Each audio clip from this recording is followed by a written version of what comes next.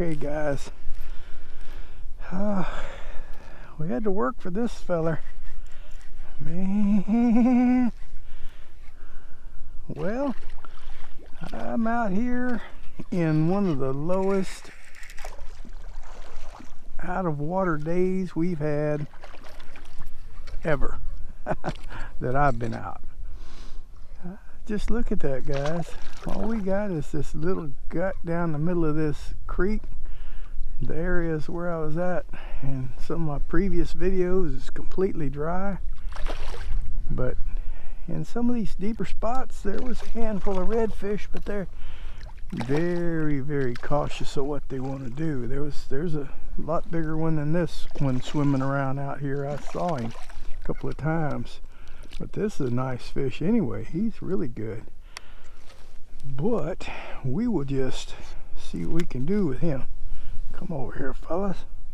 I know he's not really worked down too good because he hadn't run a lot, and it is really cold. It was in the 30s this morning, and I decided, well, it was real sunny and not that windy, so I said, well, we'll just go on and go anyway. Settle down, settle down. Probably got water everywhere. Oh, he's just a little over 24. That's just a good fish, fellas. All right, well, we're not going to waste a lot of time. Water is going out, so it's getting even less and less shallow. But that pulls them up pretty close. All right, I probably need to wipe the lens. I got water all over my glasses, so I have a feeling we got it on the lens too. All right, let's move on to the next one.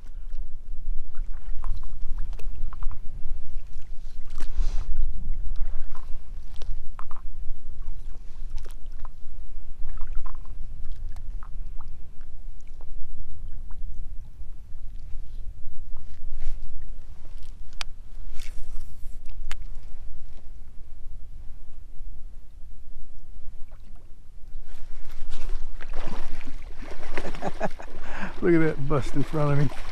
Oh, the water's so shallow. There was a big group of them.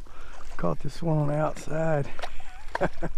Oh, let them swim on up there and settle down. Maybe we get our number 3 up there. Oh, it's amazing. All the fish in the whole marsh has to be funneled down in this little ditch. That's something. That's something. Yeah. People say, well, you ought to go after other fish sometime or this or that. You know, every time I come out, it's something new and exciting. So, no, I mean, I want to go after some trout sometime, but oh, it's just hard to not want to chase these dogs. These give up such a better fight, and they're just such a better challenge to me, because it's, even though it looks the same, it's not the same. Oh, every day is a little different. You have to do your strategies days in advance. I mean, I start looking at that tide chart a week before I decide to go out. And I mean, that's if I hadn't gone, but if I've been going a lot, I know what it's been doing. But I'll see what the tide is. If it's been super low for a long time, I know they didn't have time to get up in these places. But if, you know, if it's been pretty high, like I've had quite a bit of high tides in between all this. Yeah, he's 24. And so I knew that they should have been up there, and then when it fell out, they would be pushed into these deep spots. So that's just part of the strategy process. Now, had it been this low for a long time, I think they'd probably work out a little bit to the little deeper ditch, deeper water.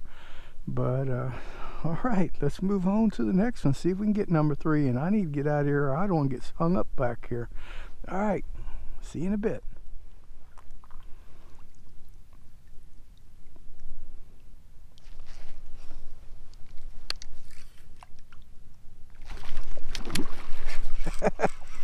There he was. Oh, he's going to take me over there with everything else.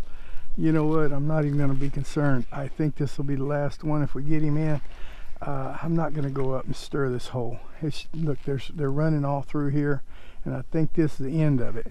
And I want to leave them here. Leave them here. Don't spook them out. And I might want to come back, You know, not very many people can fish this area.